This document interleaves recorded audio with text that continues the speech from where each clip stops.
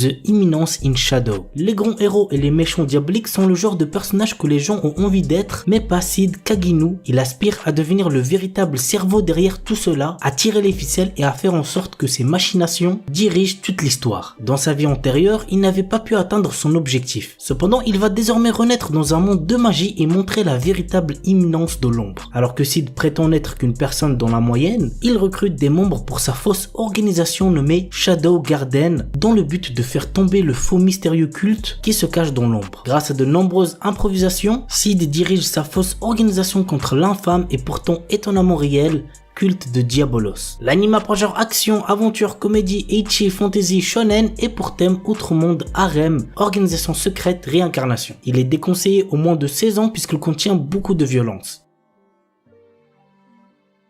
Maogakuin no Futei Kigusha, un animé sorti en été 2020 et qui avait fait un assez gros buzz. J'ai pas kiffé de fou, mais ouais, on peut dire que c'est mérité, l'animé est assez bien. Arnos, le surpuissant seigneur démon, se lasse des guerres incessantes entre les humains, les esprits et les divinités. Fatigué de ce monde, il décide de se réincarner 2000 ans plus tard, espérant voir la paix entre les races. Cependant, à son réveil, il découvre les descendants de son peuple complètement affaiblis par la paix. Arnos intègre donc la Mao Academy, qui est un établissement créé pour rechercher parmi de puissants adolescents celui ou celle qui est la réincarnation du seigneur démon. Pourtant, il ne fait pas l'unanimité au sein de l'académie. Sous-estimé et évité, il va se lier d'amitié avec les seules personnes qui croient en lui pour être témoins de son ascension parmi les démons et ainsi retrouver son titre de seigneur démon. L'anime a pour genre action, comédie, fantasy, school life et pour thème démon, magie, monstre, réincarnation.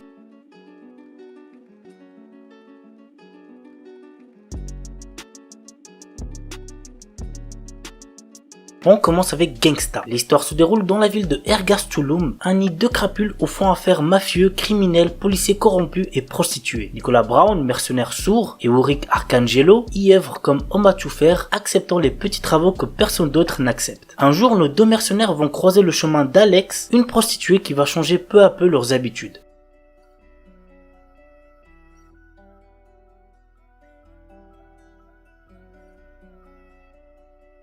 Kazen no Stigma. L'histoire tourne autour de Kazuma Yagami. Il est un descendant d'une lignée qui maîtrise le feu à l'aide de techniques ancestrales, mais comme il n'a aucun talent dans ce domaine, sa famille l'a chassé. Ouais, c'est très triste. Parti vivre à l'étranger, Kazuma a développé d'autres techniques autour du vent après avoir signé un contrat avec le roi de l'esprit du vent. Un exploit qu'il est le seul à avoir réalisé. Revenu vivre au Japon, on fait désormais appel à lui pour résoudre certaines affaires. C'est alors qu'il rencontre sa cousine Ayano et son frère Ren qui maîtrisent tous les deux le feu. L'anime a pour genre action, comédie, fantasy, roman, shonen, slice of life surnaturel et pour thème magie.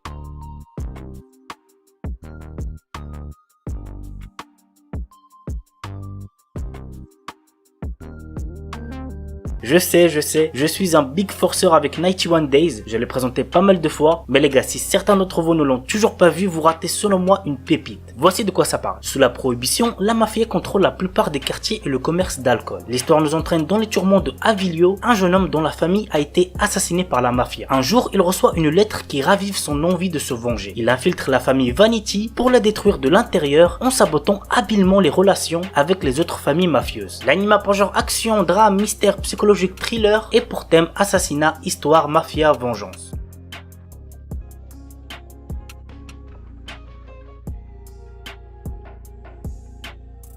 Darker Than Black, un animé que j'ai trop kiffé. Voici l'histoire. Il y a 10 ans, un mystérieux champ de force d'origine inconnue et nommé la Porte de l'Enfer est apparu autour de la ville de Tokyo. Une semaine après, certaines personnes ont commencé à développer des pouvoirs surnaturels, les pactisans et les poupées. Les premiers sont des humains qui ont acquis un pouvoir spécial, contrôle de l'électricité, de la glace, capacité de voler dans les airs ou de manipuler la gravité. Tandis que les seconds sont dénués de toute personnalité et sont utilisé par les pactisans pour repérer les leurs. En contrepartie de l'utilisation de son pouvoir, le pactisan doit effectuer un rituel sous peine de mourir. Par exemple, fumer une cigarette, boire une bière, lire des poèmes, etc. Jusqu'à maintenant, leur existence a été tenue secrète à la population par les services secrets, mais un pactisan au nom de Code BK201 fait parler de lui et tue les siens pour le compte d'une mystérieuse organisation nommée Syndicate. Si vous l'avez pas encore vu, franchement, foncez, c'est une dinguerie. L'anime a pour genre action, aventure, drame, mystère, psychologique, science-fiction, surnaturel, pour thème assassinat, combat, crime, police, super pouvoir et compte un total de 37 épisodes.